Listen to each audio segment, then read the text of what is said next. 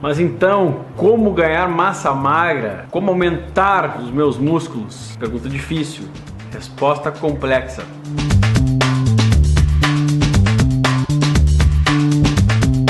Pensar em músculos, nós temos que pensar por 4 vertentes aqui. Primeira, do que o músculo se alimenta. O que é definitivamente o músculo? Segundo, quem são os peões de obra dos músculos? Quem que estimulam os músculos? Terceiro, de forma exógena, de fora para dentro, como estimular os músculos? E quarto, em que momento esse músculo realmente tem chance de aumentar?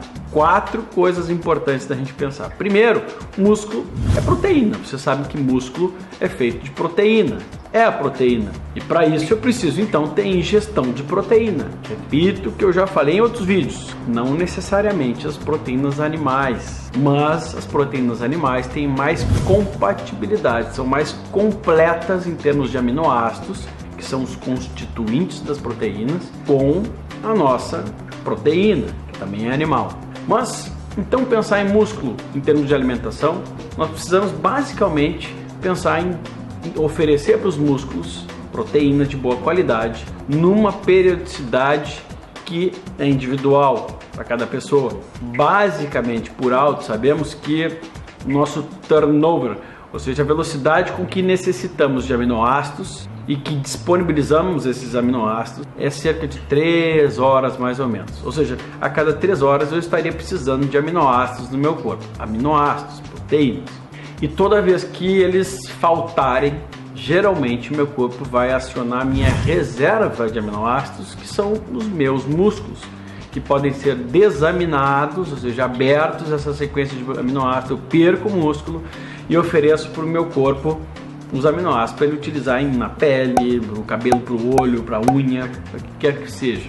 Então, boa qualidade e quantidade de proteínas é fundamental. Mas eu também preciso que o meu corpo fabrique endogenamente os hormônios responsáveis pela manutenção, pelo anabolismo, pela construção. Anabolismo não é ter anabolizantes, né? Anabolismo e reparo celular, que é a função de hormônios esteroidais dos hormônios sexuais, quer dizer simplesmente construção. Ou seja, para construir, para reconstruir, para reparar, eu preciso de hormônios que têm essa função anabólica e também de reparo celular.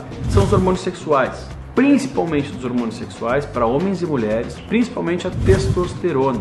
E para ter boas quantidades de testosterona, dependo de idade, de não estar ingerindo pílula contraceptiva. Pílula anticoncepcional para a mulher destrói, acaba com a possibilidade da mulher ter boas produções de testosterona.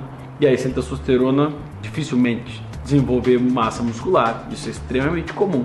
Então depende de idade, do que a gente está fazendo, dos nossos hábitos de vida e também em termos de alimentação, de darmos para o corpo o substrato para a produção dos hormônios esteroidais. São eles colesterol. Toda vez que falta colesterol para o meu corpo, e aí a gente sabe que níveis muito baixos são deletérios, são ruins para o nosso corpo produzir hormônios, o meu corpo diminui a produção dos hormônios sexuais que são produzidos a partir desse substrato, do colesterol. Então, boa alimentação para nutrir os músculos, para que eu tenha uma boa condição hormonal, o que depende também do que eu faço, dos meus hábitos, do que eu tomo, no caso das mulheres, anticoncepcionais, ou de algumas outras medicações que fazem declinar, diminuir os níveis de testosterona.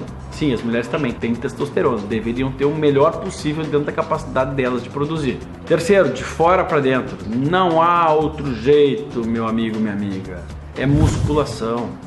Tem que fazer atividade física, ninguém cresce músculos ficando parado, olhando para a lua esperando, e muito menos só correndo. O que realmente gera o aumento da massa muscular, e isso é positivo para qualquer pessoa. Vamos pensar, a maioria das pessoas tem déficit de quantidade de músculo. Os músculos do nosso corpo, além de serem glândulas, hoje a gente considera o tecido muscular como um tecido glandular de tantas coisas boas que promove, que provoca e que também produz.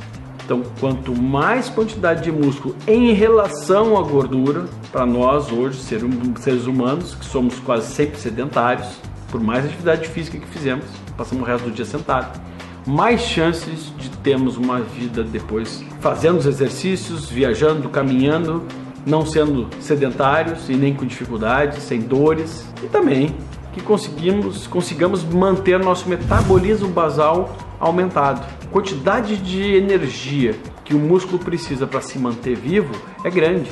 Então nosso metabolismo aumenta, mesmo se eu não fizer nada. Dependendo da quantidade de músculo, se eu estiver parado, eu estou gerando um gasto calórico, um gasto energético maior. Isso a gente chama de metabolismo basal. Então, eu não só dependo de alimentação, não só dependo de ter boa condição hormonal, mas também de executar o exercício que provoque a microlesão naquelas fibras musculares. E esse exercício é a musculação, é o exercício resistido de força, para replicar essa fibra muscular. E é muito difícil, tem que ser muito bem feito e de forma intensa mesmo. Por último, qual o momento que esse músculo ele consegue reparar? No repouso. Então, enquanto eu estou fazendo atividade, isso é catabólico, está gerando um gasto, está gerando uma lesão, possivelmente uma lesão, uma inflamação, uma oxidação, que são positivas. E no momento que eu durmo, que eu repouso, que eu descanso, ele tem a possibilidade de se reparar, de se anabolizar, de crescer. Então a parte do repouso também é fundamental. Vocês podem ver uma situação extremamente complexa. E por isso que muitos tentam e não conseguem. Não há solução mágica. Não adianta só treinar e não descansar e não comer bem. Não adianta só ficar usando uma série de pró-hormonais ou hormônios também. Não. A equação é complicada.